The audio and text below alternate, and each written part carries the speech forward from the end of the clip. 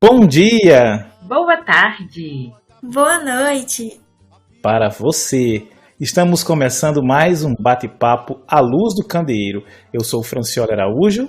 Sou Caroline Silva. Eu sou a Vitória Frutuoso. E durante a nossa vida escolar, nos habituamos a escrever de uma determinada maneira e acabamos consolidando essa forma de escrever na universidade. Escrevemos trabalhos de semestre, fazendo leituras ou pesquisas exigidas durante o período, e enquanto isso, vamos montando mentalmente o trabalho, escrevendo tudo, normalmente, de uma única vez, às vezes a partir de um esboço geral, e geralmente na noite anterior à data de entrega.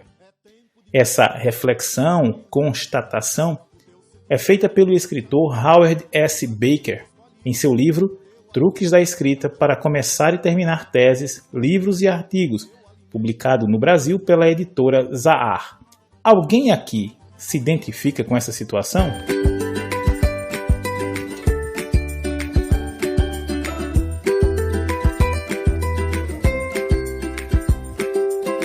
Particularmente, eu já perdi as contas de quantos trabalhos na época do ensino técnico ou da faculdade que eu fiz em cima da hora e que tinham qualidades pífias. Da mesma forma, como professor, ao solicitar esses trabalhos, também recebia esse material da mesma forma, com qualidades pífias, mesmo dando um prazo significativo para a realização deles. Vitória, Carol, vocês já passaram por isso? Nossa, sim, muito. E eu achava que isso ia diminuir depois que eu entrasse na faculdade, mas parece que só piorou.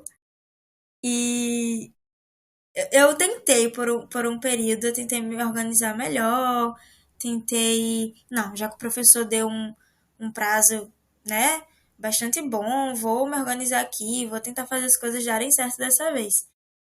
Mas, dependendo até de que matéria é, qual professor, ou se eu considero aquele assunto, aquele conteúdo útil para minha vida, ou não, no caso, né, minha vida profissional, no caso, acadêmica, eu vou deixando mais para em cima da hora possível e faço realmente um trabalho bem meia boca, assim, sabe? De qualquer forma e só vou levando.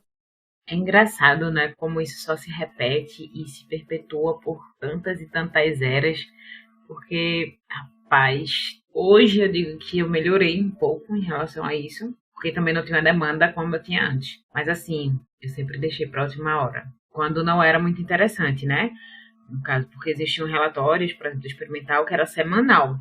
Então não tinha como deixar para depois, porque tinha as questões, as equações, e daí a gente se dedicava bastante para poder escrevê-los. Mas eu tô na tua, Vitória, tô contigo. Tamo junto e queria dizer que não abro.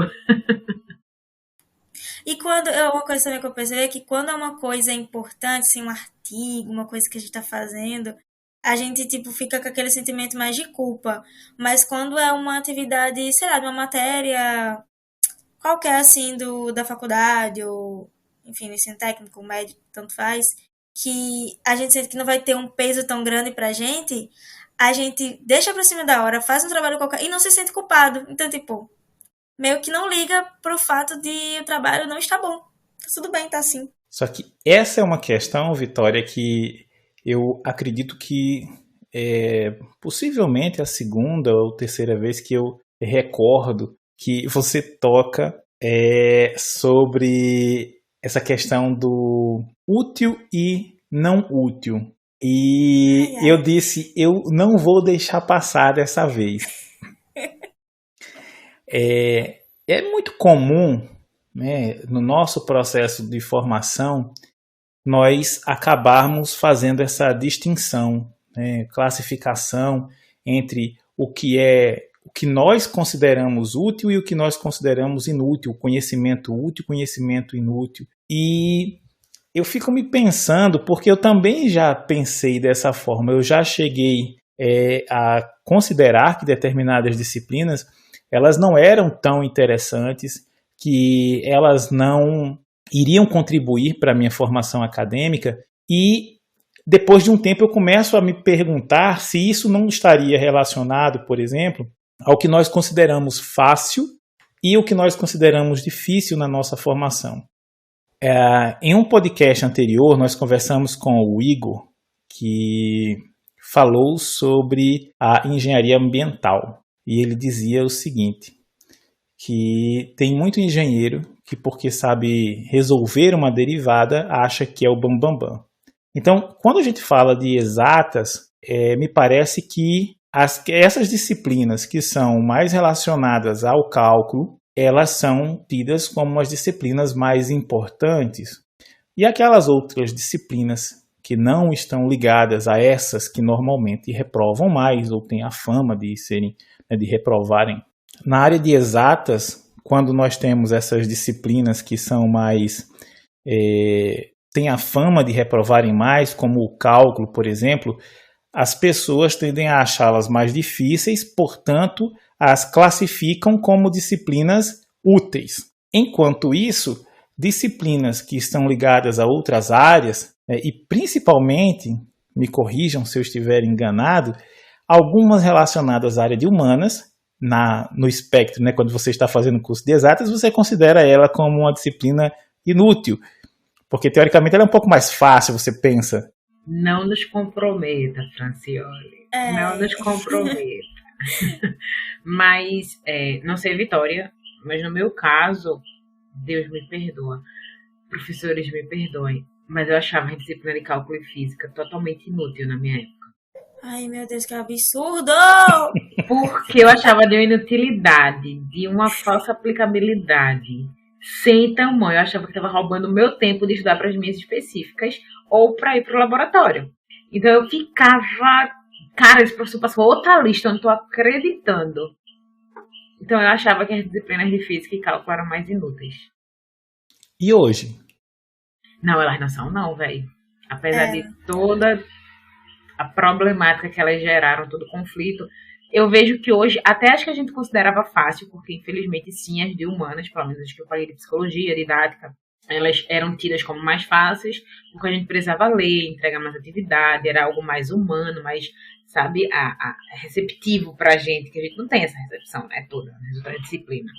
Então a gente acaba confundindo muito essa facilidade, no caso a didática que os professores de educação e de psicologia tinham com facilidade, que na verdade não era, porque parei pra olhar hoje, bicho, era muito texto que a gente lia, era muita atividade, era muita resenha, era muito mais trabalhoso do que pegar uma lista de cálculo, porque a gente precisava pensar para poder escrever, né? E cálculo a gente reproduz. E é muito uma coisa que o Gabriel Anaya, quando esteve aqui e falou sobre história da ciência, ele colocou muito bem, né? Quando você tem essa ruptura da área de exatas, né, com a filosofia, você tem a perda, ou você tem uma perda muito grande, porque as pessoas elas começam a ter uma visão exclusivamente tecnicista da coisa. À medida que você vai se aprofundando no conhecimento, que você vai chegando um pouco mais lá na frente, né, depois de um mestrado, muitas vezes depois do doutorado, quando você começa a perceber que algumas questões ainda elas necessitam muito do campo filosófico para você estruturar as ideias, você começa a pensar, eu poderia ter dado um pouco mais de atenção a uma tal disciplina que era inútil para mim na universidade, né? Que eu imaginei que ela fosse inútil, e ela realmente ela tem um peso e você vai ter que correr atrás agora, lógico, né? Normalmente depois que você está aí depois que você termina o doutorado, né? Você teoricamente ali você já tem um tempinho mais livre, porque, né, a gente pensa, não, porque você acaba pensando o seguinte, o teu processo de formação dentro da academia, de certa forma, ele já está completo, né? O que você vem fazer, ou o que você vai fazer, o que você vai estudar a partir dali, ele está muito direcionado ao trabalho, às linhas de pesquisa que você está desenvolvendo, e você começa a procurar, muitas vezes, desbravar outros campos que, nesse período da formação, né, do cientista, você às vezes não tem, né? Porque não é todo mundo que tem a sorte ou o privilégio de trabalhar diretamente com uma linha de pesquisa, dentro de uma linha de pesquisa que ele quis, né? Que ele se encontrou, que ele gosta, né? Então, assim, e aí a partir dali você começa a ter uma maior liberdade. Mas Gente, isso... Sim, pode falar. Eu posso me defender, ok? Pra senhora me crucificando aqui. Brincadeira, mas... eu entendo que, na verdade, é até arriscado eu falar isso, porque, enfim, as pessoas estão nos ouvindo, vai parecer que eu estou falando, galera, pegue só o que você acha útil, mas não é isso. E não é também, eu não classificava isso por matéria em si, mas era algo que eu ia percebendo de acordo com os professores. Vou dar um exemplo. Tinha uma matéria que eu fui pagar, acho que já no terceiro ano, no quarto ano do IF já, enfim, ensino técnico, que era, na teoria, para ser sobre métodos científicos. Então, a gente estudar como fazer uma pesquisa e coisa do tipo. Só que eu já estava inserida nisso, então tudo que o professor passava era algo que eu já entendia bastante, então eu relaxei mais nessa matéria, eu não joguei fora, eu relaxei mais. Entendo que para outras pessoas tinha sido até interessante. Só que, no final de tudo, o professor passa um trabalho pra gente ler um livro de Seja Foda, o nome do livro, que não tinha nada a ver com a matéria. Então, assim, sinceramente, eu vou perder meu tempo com isso? Eu não ia, cara, de verdade, eu não ia ler um livro Seja Foda que não tem absolutamente nada a ver com métodos científicos, entendeu? Então, assim, quando eu vejo que os professores estão dando essa viajada na maionese total, eu não consigo, desculpa, Carol, eu não consigo, mas não estou falando para vocês fazerem isso, por favor, não façam isso, que é isso, não façam. Mas realmente eu não consigo, eu não tenho paciência mais para o professor passar uma atividade que totalmente desconecta, entendeu? Porque eu acho que encher essa linguiça assim em trabalho acadêmico não faz sentido. E aí é nessa parte que, Carol, e vocês vão cortar a minha parte do áudio inteiro para aparecer no podcast. Não vou mesmo. Acho que essa vergonha tem que ser passada. Mas não é nem isso, Vitória. É muito interessante como... Tu tá com quantos anos, Vitória? 20 anos. Cara, com 20 anos eu não pensava desse jeito. Não, logicamente que eu pensava que tinha matérias que poderiam não existir. Isso é óbvio, todo mundo já tá cansado. Educação moral e cívica. Não falei nada, deixei no ar. Joguei pro universo. A gente sempre vai ter essa disciplina que a gente não queira. Às vezes a disciplina tem um nome horrível, mas o professor faz ela ser incrível. Sim, verdade. Né? E a minha disciplina foi uma das últimas. História da Química. A disciplina de História da Química. Eu esperava que fosse chata, que eu não fosse aprender.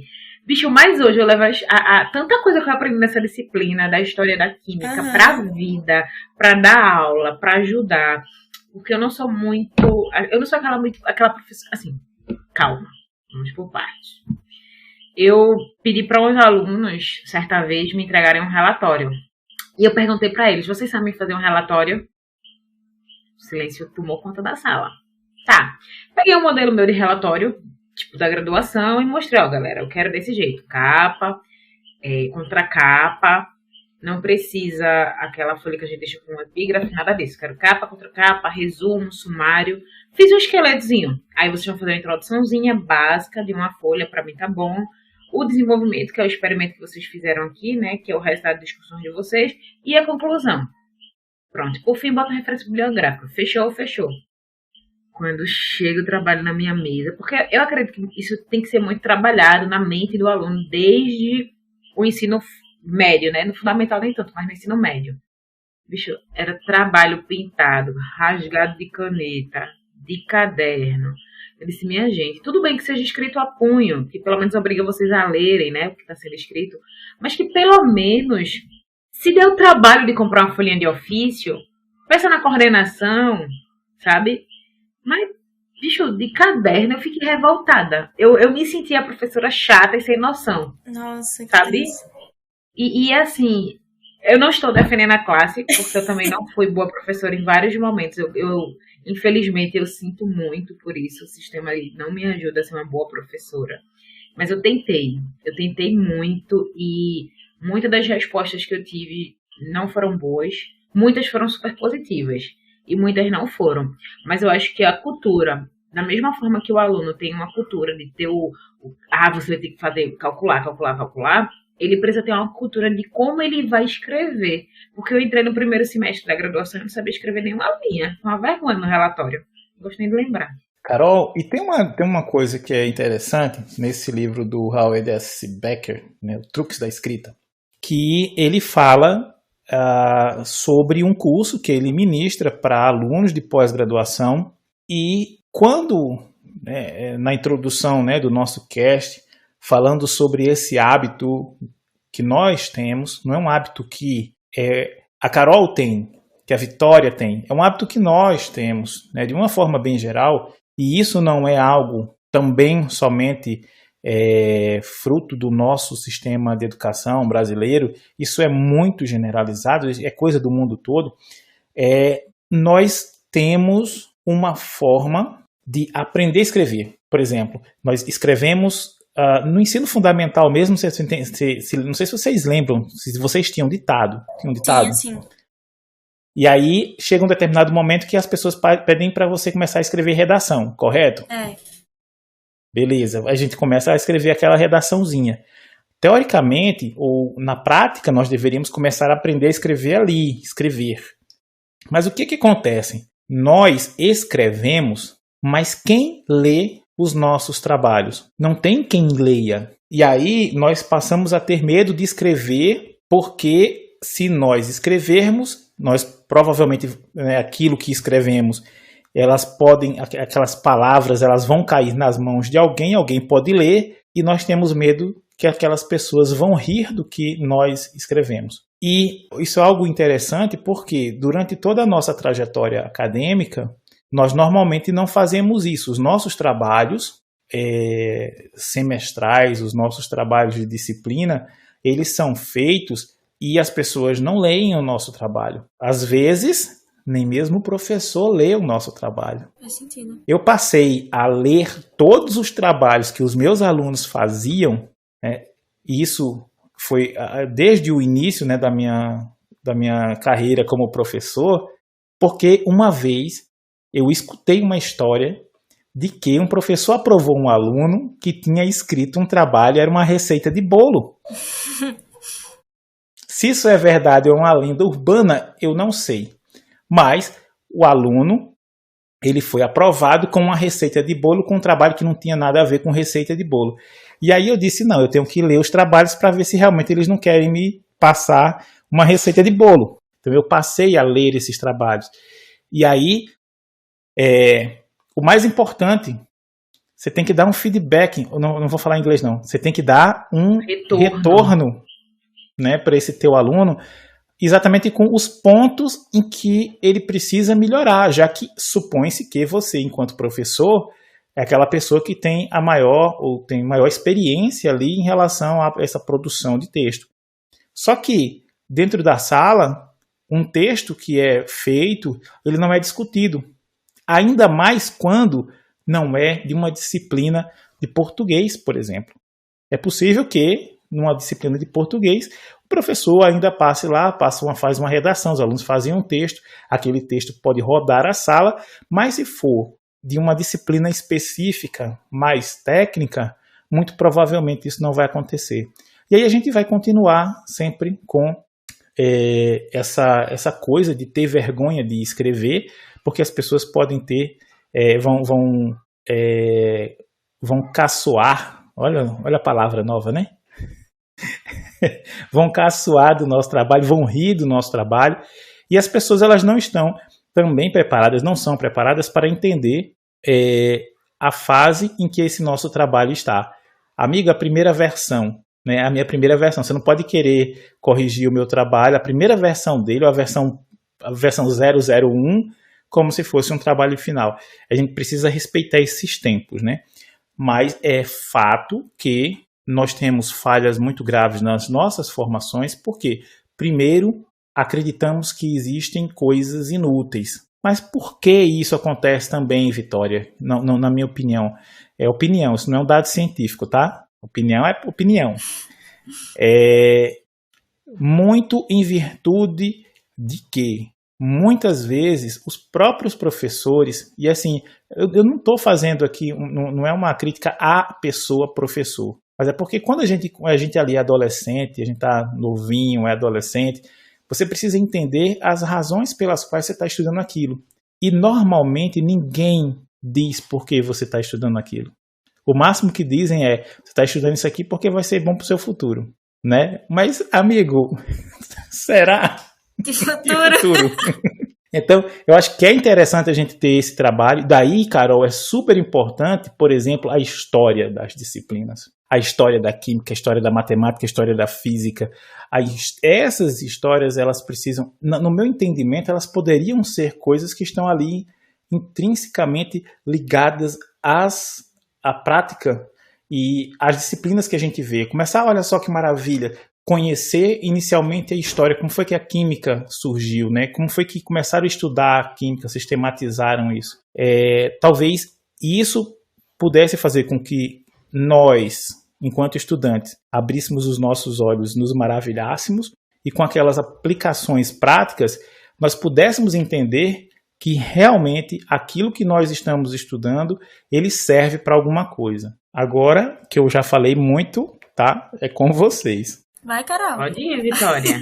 A gente ficou aqui meio que jogando uma para outra para tentar se desviar do caminho. Estamos as duas no mesmo barco. Eu nunca tinha parado, foi muito interessante você falar isso, Franciela. Eu nunca tinha parado para pensar nisso, no fato de a desmotivação que é muitas vezes você, às vezes quando um professor pede para você falar, sei lá, fale sobre a mineração, não sei. E aí você sente que vai ser um trabalho inútil, no sentido de ele não vai ler, como você falou. Uhum. Ele não vai ler, ele só vai me dar uma nota qualquer, vai ler muito provavelmente por cima, então você nem tenta fazer algo mais elaborado, sabe? Porque realmente é algo que não vai fazer diferença para ele. Já era uma coisa que eu senti isso de, sei lá, de organização, agora no EAD, quando a gente ia fazer prova, justamente, prova de química, de cálculo, essas provas mais exatas, né?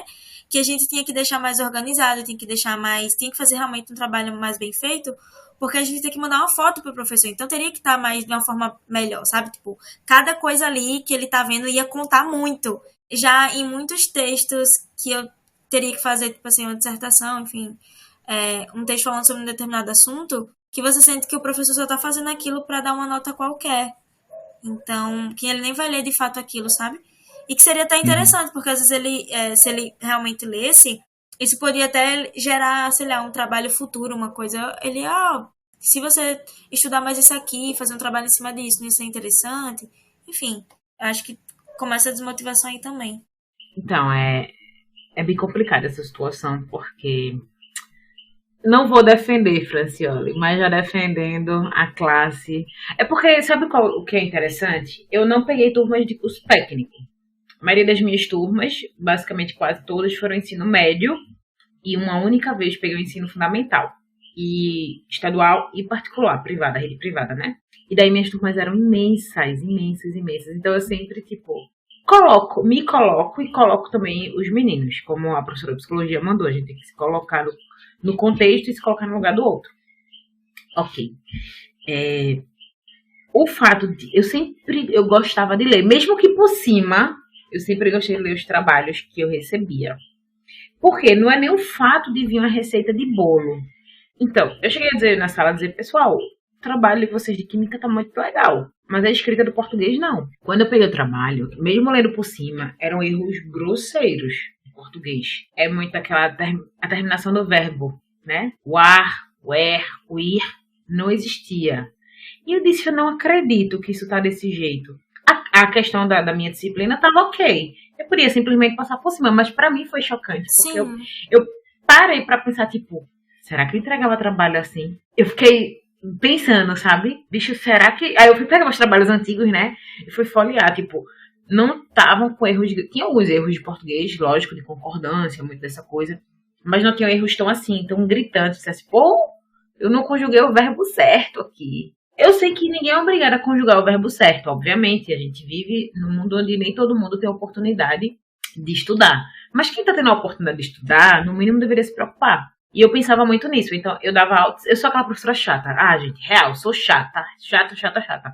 De você tem que fazer o melhor que você pode, porque é o sacrifício dos seus pais, o dinheiro dos seus pais, ou de alguém que esteja investindo em você, né? Que não necessariamente seja os seus pais, até o seu próprio dinheiro, se você paga. Porque isso não acontece só no ensino médio. Ensino superior também. Eu tenho relatos de vários amigos professores de ensino superior, público ou privado, sabe? Que tem esse mesmo problema na escrita. E a escrita, muitas vezes, básica, do português, simples. Tá o conteúdo maravilhoso, todo certinho, mas o português está faltando, a referência não é coerente, a pesquisa faltou referência, você tirou da sua cabeça, tipo, vozes da minha cabeça. Pá! Não tem. E daí eu fico muito... Aí, quando a gente se depara com essa situação, a gente se coloca muito... Eu fiz isso, sabe? E eu fico pensando muito nesse sentido do que eu escrevi, do que eu fiz e do que eu posso fazer daqui pra frente. E ajudar também, né? A galera a dar uma melhorada. E daí é muito nesse sentido que eu levo as coisas que eu penso. Porque eu fiquei assustada com Vitória. 20 anos eu não tinha mais saco. Vitória! Com 20 anos eu estava na metade, um pouco mais da metade do curso. Não, mais da... quase na metade do curso. Estava na metade do curso, sim. E eu tinha saco para várias coisas ainda com 20 anos. Olha, pois. eu organizava calorada. E... Rapaz, com 25 anos eu tava começando o curso. Gente. Mas eu acho que foi muito por culpa do... Culpa não, enfim, foi por causa do IF, assim, sabe? Eu queria ter tempo para ficar no laboratório e eu via, às vezes, justamente trabalhos, como esse caso do livro Seja Foda, de, sabe? Um livro coach, enfim, que tipo... Eu já disse que eu tenho esse livro, né, Vitória? Não, mas tudo bem ter, mas não passe numa matéria de métodos científicos, tipo... Como nota, entendeu? Ele não indicou, ele mandou pra gente fazer resenha sobre o livro. Tipo, não dá, gente, não dá. Aí eu olho pra isso e realmente eu devo ter um saco, 20 anos e sem paciência. Mas é isso, acho que a gente podia falar sobre como se organizar, talvez. Tá, então vamos lá, né? Que eu vou só pegar aqui a Carol comentou alguma coisa sobre questão de português. Certa vez eu resolvi fazer uma correção de um trabalho técnico e considerando também as notas de português, né? Os erros de português, gramaticais, ali que eu conseguia identificar. Eu desisti no primeiro trabalho, porque eu disse assim, olha, eu vou tirar um décimo para cada erro de português ou de gramática que eu consegui identificar aqui. O primeiro trabalho que eu corrigi ficou me devendo 3,2 pontos. Caramba! 3,2. E aí você imagina, eu desisti, eu digo, não tem condições, né? E nesse ponto eu acho que é interessante fazer, né, essas parcerias também. Os alunos também têm aula de português. Então, esses relatórios eles poderiam também ser corrigidos pelos professores de português, corrigidos no sentido de, vamos pegar um exemplo, e as pessoas precisam entender muito bem isso. Você está num processo de formação, você precisa ter os seus erros analisados e alguém vai ter que, né, ser aquela pessoa que, olha, eu peguei esse texto aqui, vamos analisar esse texto, vamos ver o que está de errado. Por quê? Porque, querendo ou não, quando você vai participar de uma entrevista de emprego, você vai participar de algo que necessite um pouco mais de qualificação, o saber escrever ele é muito importante, o saber falar é muito importante. Então, são coisas que a gente tem que desenvolver e você não aprende se você não errar. Eu preciso errar muito, eu preciso ter pessoas que estejam ali, que possam ajudar, né, para corrigir e é dessa forma que a gente evolui, né? E é uma coisa que, assim, falta muito. Agora, vamos para aquelas... Eu não gosto nem de dizer dicas, né? Porque a gente não vai fornecer dicas. Mas existe uma forma de vocês fazerem trabalhos acadêmicos que tenham um mínimo de qualidade. E como é que você pode fazer isso pelo amor de nosso Senhor Jesus Cristo? Aproveitando, Franciela, antes de você começar, né, as dicas mais técnicas, mais pontuais, lembra que nós temos um episódio que falamos sobre organização. E dentro desse episódio a gente colocou algumas dicas de escrita, né, de correção ortográfica, que vai ajudar muito a sua vida. Então, exato. Corre lá, dá uma olhadinha e depois volta aqui e escuta recadinho, não é uma dica, é um recadinho importante para a vida. Exatamente. Olha só, e Carol e Vitória, vocês podem aí vocês vão me ajudar também. Eu me recordo que, normalmente, existem 2 tipos de trabalhos que são campeões, né, quando a gente está na faculdade ou mesmo no ensino médio. Um deles é a pesquisa bibliográfica, ou seja, um trabalho de pesquisa bibliográfica. Então, o professor, ele passa ele dá um tema e você vai fazer uma pesquisa bibliográfica sobre aquele tema. Eu acredito que esse é o que a gente tem no maior número, né? E tem aquele relatório técnico, que normalmente você fez uma prática, você fez uma visita de campo, nem que seja ao pátio da escola, e ele pede um relatório técnico das observações que foram feitas. Vocês conseguem lembrar de mais algum outro tipo de trabalho que é comumente feito? Isso em ensino médio e na universidade mesmo. Então, no ensino médio, geralmente, como você já colocou, né, são as visitas técnicas, aulas híbridas, né, que são as aulas multidisciplinares. Não, Carol, não, eu tô falando de trabalhos. Então, os trabalhos, ele faz uma atividade com três grupos diferentes de professores, por exemplo, faz uma integração de professores, química, física e biologia, sobre um determinado tema, e os alunos precisam entregar um relatório sobre aquela palestra, aquela apresentação no ensino médio. Entendesse? Entendi. E daí eles precisam fazer um resumo, uma resenha, mas de fato é um relatório que se pede. Um relatório mais enxuto, né? Mas se quer pede-se que seja dentro das normas da BNT. E daí você precisa buscar não só referência, mas também colocar o que foi extraído daquela palestra, ok? Uhum. Tem esse também. No ensino superior, a gente se depara muito com os relatórios de bolsa, né? Dependendo da sua bolsa, cada 6 meses você tem um relatório para ser entregue. Mas eu não queria nem entrar nessa questão da bolsa, eu queria do bolsista, eu queria entrar mais para a questão da formação geral. Então, o geralzão não tem bolsa, né? A maioria não tem bolsa. Então, assim, quais são esses trabalhos que a gente, normalmente, você vai ver, você vai se deparar com eles, todo mundo vai ter que fazer? Então, esse trabalho primeiro período, né? Geralmente, toda disciplina aqui, porque assim, acho que todo mundo paga português 1, independente do curso, todo mundo vai pagar português 1. E os professores geralmente pedem relatório de pesquisa bibliográfica dentro da disciplina de português 1. E na área pelo menos de exatas, um pouquinho do foco na minha área, tem todos os relatórios das disciplinas de experimental. Toda disciplina de química experimental ou física experimental, você vai ter que entregar relatório na aula seguinte. Então, você não tem como fugir dessas disciplinas, né? E para o ensino médio e técnico? Seminário tem muito. Relatório tinha também, principalmente no técnico. No médio, eu acho que talvez não tanto, não sei. Mas no técnico, pelo menos, relatório tinha bastante também. Então, esses 2 tinha muito. Ou tinha também só de um texto dissertativo mesmo. Tipo, o professor passava, fala de tal assunto, e a gente tem que entregar um texto. Que é basicamente a pesquisa bibliográfica, né? Isso aí, pronto. Uhum. Eu tô lembrando mais desses, assim. Então, eu acho que no meu ensino médio eu não escrevi muito, não. Agora tem, né, um trabalho de conclusão do ensino médio, mas na minha época não tinha. Então, eu não, assim, como eu disse, né, entreguei de visita técnica, entreguei dessas aulas específicas que a gente dava, né, que era o ensino... Eu não lembro o nome que se dá e nem que dá atualmente, então eu não vou pecar, né, vai que tenha... Eu sei que existem várias profissões que nos escutam, então os pedagogos, os psicopedagogos não vão gostar dos termos que eu recordo. Então é melhor eu falar que são aulas integradas entre disciplinas diferentes, e a gente precisava fazer um relatório. Eu tive a oportunidade de participar como aluna e como professora dessas atividades, e foi muito bom, assim. Foi muito difícil, porque eu não sabia escrever, mas foi muito bom. Eu gostei muito. Mas acho que a pesquisa bibliográfica, ela vai sempre lhe acompanhar o resto da eternidade. Enquanto você tiver vida acadêmica, você vai estar fazendo pesquisa bibliográfica.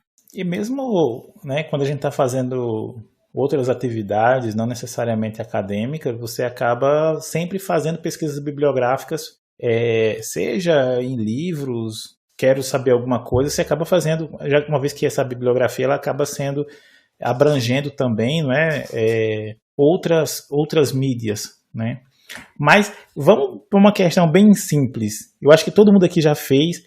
Eu sou de uma geração anterior à Wikipédia. Eu sou de uma geração anterior.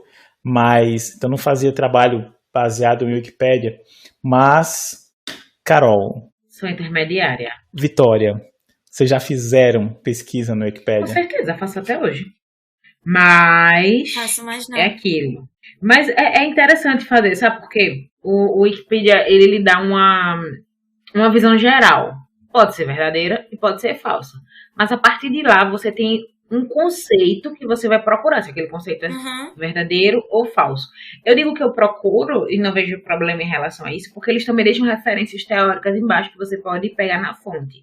Mas hoje eu tenho uma outra cabeça para. Antigamente era só o ler, Ctrl+C, Ctrl+V, copia e cola. Quem nunca? Exato. Hoje eu Isso- amadureci bastante. Uhum. Imagina você ser de uma época em que a Wikipédia, o Wikipedia, como as pessoas falam, era na verdade uma coleção gigantesca de livros chamada Barça e que não existe na verdade ainda na vida real, né, fora do mundo virtual, o conceito de copia e cola, né, essa questão do copia e cola, você não conseguia fazer isso de forma tão rápida.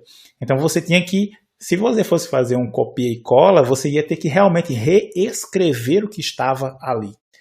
E como reescrever era uma coisa que dava trabalho, normalmente as pessoas faziam o quê? Faziam aquilo que é o que deve ser feito. Ela lê, ela escreve ali qual é a ideia principal daquele texto, e aí reescreve ou traduz aquela ideia com as suas próprias palavras, que é o que a gente que está na pós-graduação ou está fazendo um TCC, nós deveríamos fazer, não é? Acho que é pegar um texto, a partir dele tirar a ideia principal, o entendimento, o que foi que nós entendemos, e passar aquela informação sem distorcer o que o autor quer dizer, para que ele venha a compor o nosso trabalho. Né? É uma coisa que a geração pré-Wikipedia ele fazia, eu diria que talvez muitos faziam melhor do que o que a gente tem hoje com esse recurso do Ctrl+C, Ctrl+V. Você entra na Wikipedia, você simplesmente copia e cola, e a pessoa esquece, por exemplo, quando tem alguns professores chatos, que esse professor ele pode ir buscar a fonte. Ele pode ir lá numa ferramenta de plágio, por exemplo, ele vai dizer exatamente de onde aquele texto está. Então, é muito disso também, porque a gente tem que aprender a referenciar, não é só pegar e ver. Por isso que eu digo que eu amadureci muito em relação à Wikipedia. Porque é a questão do eu ler, entender de forma mais fácil e buscar algo depois mais complexo em outras plataformas, outros livros, tá? E eu sou o intermediário, né? Eu sou a geração de 90 que tá saindo da biblioteca e começando a geração computador. E daí eu lembro que minha amiga, eu tinha computador na casa do meu pai, mas eu não tinha na casa da minha mãe. Então eu tinha que fazer o quê? Ir pra biblioteca, né? E eu ia muito pra biblioteca, tanto a que tinha próximo da minha casa, quanto a biblioteca central, que fica no centro do Recife. E eu adorava ir pra biblioteca, assim, eu ficava fascinada de ter que procurar livro e tal. Hoje em dia eu perdi bastante esse hábito de estar indo à biblioteca, porque a gente visita mais as bibliotecas da instituição. E isso é triste, porque as bibliotecas centrais têm muita coisa interessante. E eu noto que na época que eu ia para a biblioteca, eu não me limitava. Eu pegava vários livros, passava a tarde, às vezes o dia inteiro na biblioteca. Saía para almoçar, né, que era o horário de intervalo, que fechava, que era próxima da minha casa, e voltava na parte da tarde. Eu me sinto muito privilegiada de ter tido a oportunidade de ter uma biblioteca muito próximo da minha casa, que dava para ir andando, né? Então isso já facilitava a vida, porque imagina pegar ônibus ou vir muito longe também não era interessante. Mas eu digo que por ser intermediária, eu gostava muito de ler e ajudava muito. Mas eu também não fujo que eu fui uma aluna que algumas vezes, para algumas disciplinas, como a Vitória colocou, inúteis, eu copiava, colava e entregava. E hoje eu penso, poxa, eu fiz isso, que triste, meu professor deve ter ficado arrasado, porque eu estou arrasada. Então, é isso, sabe? É muito disso. Eu acho que é nesse sentido que a gente tem que começar a pensar. Se coloca no lugar do outro. Se você fosse o professor, qual nota você daria para o seu relatório? Não, mas eu nem falo nesse sentido aí, Carol.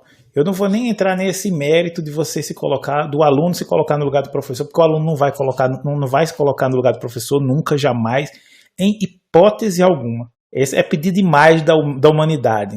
Esse ser está evoluído demais. Uau. Né? Mas é uma questão de você entender, e na verdade eu acho que novamente é um mau fruto do nosso sistema educacional, porque nós não somos ensinados desde cedo que nós temos que pegar um texto e entender o texto e fazer referência a ele como a gente deve fazer.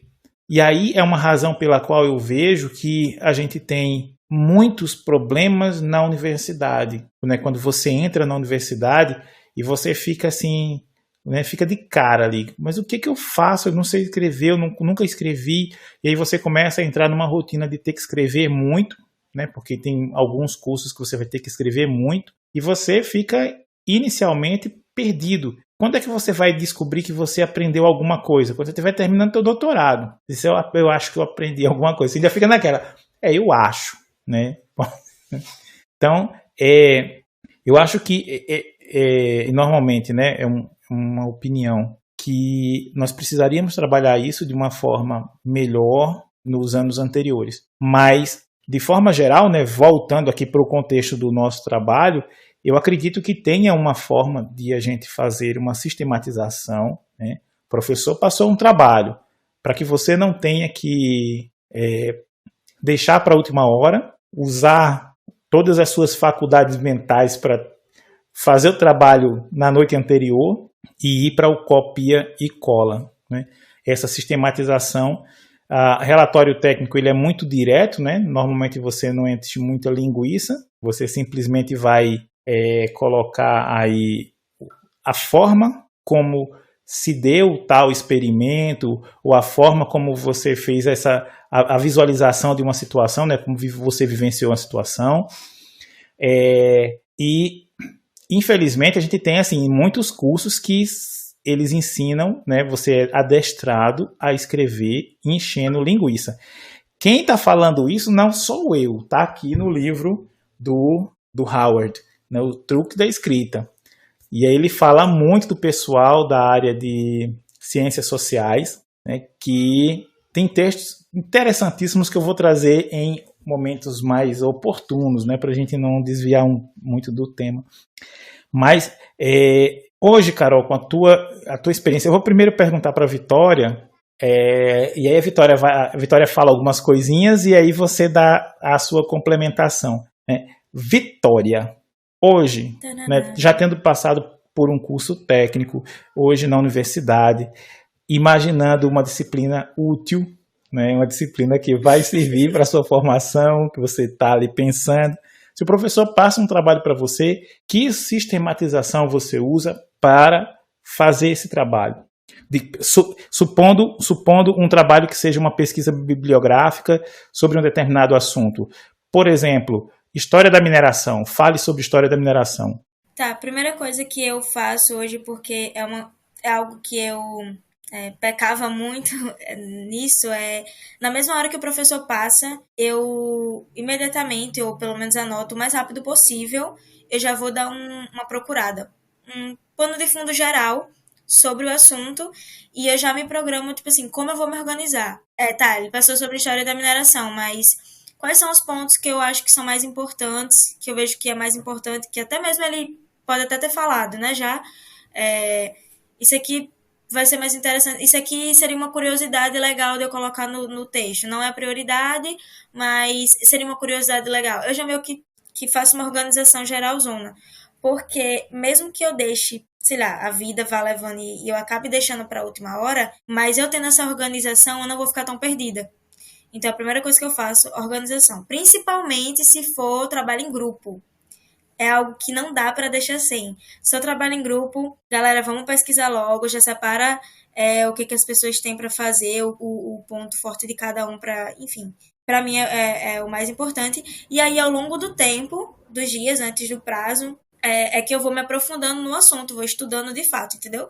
E aí eu só vou marcando, já fiz isso aqui, já consegui estudar todo o assunto, só falta, sei lá, escrever, enfim. Você percebeu, Carol? Tá errada Você já percebeu, Carol? Ela seguiu exatamente o mesmo raciocínio que o Howard coloca no livro, né? Você esquematiza tudo na cabeça e deixa para escrever de uma única vez. Exato. Isso aconteceu muito, gente, ainda acontece. É isto, é sobre isso. Mas tem uma coisa que é interessante. Eu não li o livro, confesso que vou ler, achei interessante a proposta dele. Que meu professor fala bastante, não só esse que eu tô agora, meu orientador, mas a minha orientadora anterior também falava muito que tudo que você tiver, ponha no papel, depois você organiza. Mas não esquematize na sua cabeça e escreva por último, não. Pense e escreva, pense e escreva, pense e escreva, e depois a gente vai só fazer o polimento. Que é quando a gente dá aquela leitura geral para entregar. E daí você vê quantas ideias legais fluem quando você começa a parar de esquematizar como vai ser na sua cabeça e escrever para depois procurar algo que seja relacionado àquilo que está escrito no papel. Exato. Então, bom, eu hoje aprendi muito disso. Por quê? Apanhei muito na escrita do meu TCC, no longo do curso, no total, porque eu sempre esquematizava assim como Vitória. Vamos fazer uma estrutura bem bonitinha. Vamos começar lendo, vamos começar pesquisando. Depois por último, quando eu estiver bastante madura sobre o assunto, eu escrevo. Não, hoje eu amadureci muito. Na graduação, meu Deus, eu apanhei bastante, graças a Deus. Mas mestrado, doutorado, venho me ensinando muito diferente. Era põe tudo no papel. E daí, tudo que eu venho hoje, eu tô no processo de que algum dia, este ano, eu vou qualificar, tá? Sem datas, sem cobranças, por favor.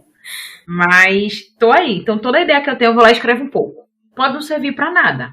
Mas eu pensei, eu já nem estou executando, porque quando eu parei para executar, que estava fazendo o esquema de Vitória, eu não consegui desenvolver, porque eu não conseguia escrever, eu não sabia o que escrever, como escrever. Então, tudo que eu penso eu escrevo. Às vezes eu estou no laboratório, eu abro o caderno, eu minha ideia. Eu vou escrever na minha ideia, depois eu paro para ler, digo, que danada é isso, hein? Aí eu vou ajustando, vejo que o português está errado, que isso pode melhorar, que aquilo pode melhorar. Mas aí é aquela questão do polimento. Mas está escrito. Então, acho que o hábito que a gente tem que se policiar muito tem o tema, escreva sobre, e depois você vai polindo ele, colocando cada coisa no seu lugar, na introdução, na referência teórica, no resumo, na discussão, enfim, seja lá o que você for entregar. Mas escreva. Desordenadamente escreva. E aí, é nesse ponto que, por exemplo, vou deixar também aqui a dica de uma live que eu fiz com o Diego Cara sobre o software Obsidian, que é extremamente interessante para essa finalidade. Né? Então, e tem mais, quando a gente vai fazer esse tipo de trabalho, muitas pessoas pensam, não, eu vou começar aqui, digamos que ele já tem um certo nível de entendimento, de embasamento, consegue fazer isso na prática, eu vou escrever aqui, me baseando, vou pegando as referências e vou colocando. O que a Carol falou, você começa a jogar suas próprias ideias. Você joga suas ideias e depois você traz as suas referências porque você confronta a tua ideia, aquele pensamento inicial que você tinha sobre um determinado assunto, com o que pessoas mais experientes, né, que já vêm trabalhando há mais tempo, né, os autores, os gigantes sobre os quais nós nos apoiamos nos ombros deles para fazer esses trabalhos. E aí a gente começa a confrontar e a gente começa a fazer essa lapidação da ideia, né? Porque é um mau hábito que nós temos, nós não escrevemos, nós deixamos tudo esquematizado na nossa mente, chega na véspera, a gente tenta fazer um negócio e sai, na maioria das vezes, um lixo, que você vai entregar para o professor porque você precisa da nota. Mas se você fosse o professor, né, você imagina o que você ia fazer com esse trabalho, né? E aí, é uma pena que os nossos ouvintes não estejam vendo você agora, Carol, né, fazendo o sinalzinho de picotar né, o trabalho, porque é mais ou menos isso realmente que acontece. Então, assim, organize as coisas, né? Você tem alguns softwares gratuitos no celular, você tem um negócio que o pessoal usa há muito tempo, caderno, folhas, né? Joga suas ideias ali sobre o tema, vai jogando as ideias e aí você vai lapidando, como a Carol falou. Você só não tenta colocar no papel tudo de uma vez, porque você não sabe nem o que você vai colocar no papel. E aí depois, assim, acontece muito na universidade, né? Acontece muito no ensino técnico. Você chega assim para o aluno, você lê o trabalho, aí o aluno recebe uma nota baixa, ele, professor, mas olha só, eu digo sim, mas me diga aqui, o que você quis dizer com isso? Eu quis dizer isso, isso e isso.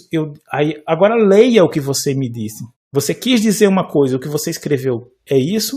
Professor, mas eu tô entendendo. Eu digo sim, mas você está entendendo, mas eu que estava corrigindo o seu trabalho, eu não entendi. Se qualquer outra pessoa... E aí você escreve um negócio, ninguém lê o seu trabalho. Só você. Aliás, me desculpa, nem você. Você escreve, mas nem você lê o seu trabalho. Tô mentindo? Gente, Franciele tá massacrando, eu vou sair daqui. Tchau, galera. Não, mas quando eu falo... Foi um prazer assistir depois desse massacre gratuito. Se você concorda com a aluna, digite 1. Se você concorda com a aluna, deixa um like, né? Deixa o like, diga assim, estou com Vitória aí nos comentários do Instagram. E se você discorda, manda o direct para alguém. Muito bem, exato. Legal. Compartilhe. Não, mas não é questão de... Né, eu acho que a gente precisa realmente desses momentos, por quê? Porque muito da formação nossa depende da gente, né? Eu posso, é lógico, quando eu tenho toda a estrutura de uma boa escola, um bom corpo docente, né, com toda uma estrutura que está voltada ali para a minha formação, ótimo que tem todas essas condições. Mas quando não tem, eu preciso entender que eu preciso correr atrás de muita coisa. E tem uma palavra, tem uma frase que eu me lembro, do Christian Henry, que foi meu chefe na época de estágio. Ele hoje deve estar muito provavelmente no Jari, e ele me dizia o seguinte: como técnico que ele era, ele gerenciava algumas equipes, inclusive com engenheiros, e ele me dizia: Francioli, infelizmente, isso foi o que? Em 98, faz um tempinho já. Infelizmente, o meu maior problema hoje é trabalhar com pessoas que não conseguem fazer um relatório técnico, seja ele técnico, seja ele engenheiro. Porque as pessoas simplesmente elas não conseguem escrever. Mas não conseguem escrever por quê? Porque elas não têm o hábito de escrever. Porque quando ela escreve, nem ela lê o que ela está escrevendo. E imagina só passar esse texto para o crivo de uma outra pessoa, que não a pessoa que vai ler, por exemplo, não professor. Eu escrevi um texto, eu vou passar para alguém, minha mãe, meu pai, meu irmão, um amigo, para ele ler, para dizer assim: não, teu trabalho está legal. Ou ele fazer ali, uma pessoa que tenha senso crítico também, né? Porque não adianta você entregar para a pessoa às vezes nem olha, né? Está ótimo, né, Carol?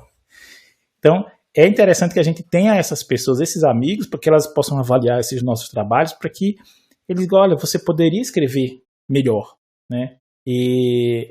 Porque o escritor, né, quando ele escreve, ele tem que estar muito aberto a críticas, porque muitas vezes o que ele escreve não é o que é publicado, porque os editores passam a tesoura, não tem pena mesmo, né? Então, é interessante que eu acho que a gente precisa ganhar essa habilidade durante a formação acadêmica, né, para facilitar a nossa vida. Eu não sei se, de repente, nós fizemos aqui inúmeras, mais uma palavra, elucubrações, e de repente não fomos ao ponto. Mas eu acho que a gente chegou em alguma coisa, né, Carol, Vitória? Sim, sim. Acho que tudo foi muito importante. Eu acho que a gente conseguiu confundir ou esclarecer muita coisa, muito do sofrimento do estudante brasileiro, do professor brasileiro também, na gravação de hoje do cast. E, por favor, galera, dá esse biscoito pra gente, porque tá sofrido, viu? O tema é suado. É uma discussão que não tem fim, e eu acho que dá pra gente continuar um pouquinho mais pra frente falando sobre isso numa outra visão, né? A visão que a gente não queria seguir muito, a questão da nota, aluno, professor, não. Porque acho que a escrita ela é pra vida. Então, acho que a gente conseguiu sim nosso resumão aí do que a gente precisava. Escreva. Sempre que tiver oportunidade, escreva. Então, pessoal, no nosso cast de hoje, a gente quis resumir basicamente como é escrever relatório, como é escrever algo importante que você vai entregar, seja para um chefe, né, gente? Porque a gente também sabe que a gente precisa escrever relatório não apenas para Fins acadêmicos, precisamos escrever para o nosso chefe no nosso trabalho. E de que forma estamos fazendo isso? Estamos buscando as referências certas, os locais corretos? Quais são as problemáticas que envolvem a escrita? Será que primeiro a gente tem que estruturar para depois escrever, ou escrever para depois estruturar? Cada um do seu jeito, cada um da sua forma, mas todo mundo tem a mesma dificuldade. Eu sei escrever um relatório? Essa é a pergunta que fica no ar. Aqui a gente descobriu que a gente meio que estava fazendo errado e hoje faz certo. Amadurecemos dentro das nossas possibilidades e crescimento. Temos a nossa querida menina Vitória, que vai crescer mais ainda depois desse podcast, que apanhou muito. Não julgo porque fiz muita coisa igual. Confesso que ainda faço, mas vou melhorar. Então, para você que está nos ouvindo, você sabe escrever? Faz um favor pra gente, na postagem do Instagram, deixa aí embaixo no comentário, você sabe escrever? Droga, gente, eu tava fazendo sinal aqui. Não tenho como. Tá muito blogueirinha essa menina. Mas é isso, galera, é isso. Acho que a dificuldade de escrita ela é eterna, mas a gente tem como... Nós temos meios de melhorar isso. A dica de hoje é: escreva tudo o que você pensa. Depois você melhora. Mas não organize na sua cabeça para escrever depois, porque vai dar ruim. Principalmente quem tá agora no finzinho do período, né? Que vai precisar entregar vários relatórios, seja ele de disciplina, de estágio, enfim, de N coisas. Escreva com consciência do que você está escrevendo. Escreva. Só escreva. Se todo dia você escrever uma folha, quando chegar no fim da disciplina, ou no fim do curso, ou no fim do estágio, você só vai precisar ler aquelas folhas e melhorar elas. Tá? Então, a dica de ouro, além das que Francioli falou, é: escreva. Sempre escreva, porque pra gente diminuir, resumir, é mais fácil do que inventar algo depois, né? E busque referenciais teóricos de confiança para embasar o seu trabalho, para embasar o seu estudo da melhor forma possível e da maneira mais idônea. E de qualidade, né? Que é o mais importante. Não caia no fake news. E aí, assim, pessoal, vocês podem deixar os seus comentários no Instagram. Vocês podem deixar os seus comentários no Instagram. Vocês podem mandar e-mail para a gente. Se vocês tiverem alguma dúvida sobre escrita, sobre qualquer coisa aqui desses temas que nós estamos nos propondo a discutir no nosso podcast, pode mandar. A Carol, eu, a Vitória, a Artemis. Nós teremos o maior prazer em responder o teu e-mail, o teu comentário com a tua dúvida. Inclusive, aproveitando a questão do deixar lá no Instagram ou na nossa página, Luz do Candeeiro, no Google. Não é no Google, não. Faz um favor. Na página. Não, é na página. .com.br. Blog, no blog. Vai falar isso. Blog, né? Blog. Era essa a palavra que eu queria. Aproveitando, quando for deixar seus comentários lá no Instagram ou no nosso blog, faz um favor. A última postagem do podcast anterior, que foi bem interessante, bem polêmico, deixa lá qual foi a tua maior dificuldade ou maior facilidade que teve durante o curso acadêmico, né? Eu tô pensando aqui no nosso próximo cast e você vai nos ajudar. Fica a dica. Gente, aí, é isso. Boa noite! Um beijo, até a próxima semana. Não nos abandonem. Foi um prazer, galera. Sempre um prazer estar aqui. Maratona o resto dos episódios. Siga o Lupejo Científico também, que é um blog incrível sobre ciência em recursos naturais. E é isto. E não esqueçam de fazer aquele selfie escutando o podcast A Luz do Candeeiro e nos marcar. É isso, Francioli. É isso mesmo. Gente, eu fiz hoje, vocês repostaram. E dá tchau, pessoal. Até semana que vem, tá? Tchau, galera. Até mais, até o próximo episódio.